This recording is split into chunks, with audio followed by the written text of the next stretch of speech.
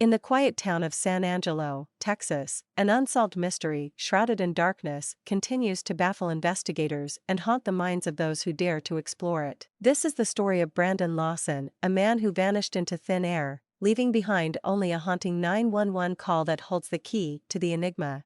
26-year-old Brandon Lawson lived in San Angelo, Texas, with his common-law wife of 10 years, Ladessa Lofton, and their 3 kids. Brandon also had a young son with a previous partner. The young family had lived in Fort Worth until they moved in 2012 due to Brandon's work with Renegade Well Services. He was a loving partner and a caring father. At approximately 11:54 p.m. on the 8th of August, 2013, Brandon left their home after having a minor argument with Ladessa. He called his father and asked if he could come to his home for some cooling-off time, to which his father agreed. Shortly afterward, Brandon's brother, Kyle, stopped by Brandon and Ladessa's house to check on Ladessa. Moments after he had left, Kyle called Ladessa to tell her that Brandon had called him and told him that he had run out of gas on Highway 277 near Bronte, Texas. Kyle told Brandon to hang tight where he was and that he would bring him gas.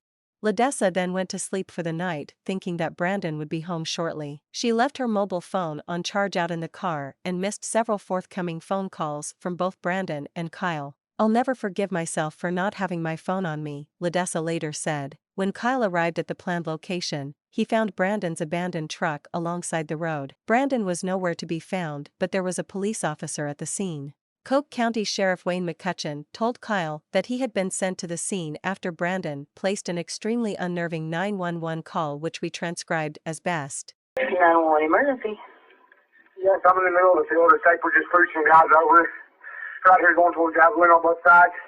My truck ran out of gas. There's one car here. You got to take it to the woods.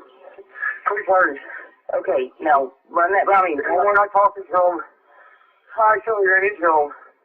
Ah, you ran into him. Okay. That's the first guy. You need an ambulance? Yes, no, I need the cops. Okay. Is anybody hurt? Hello?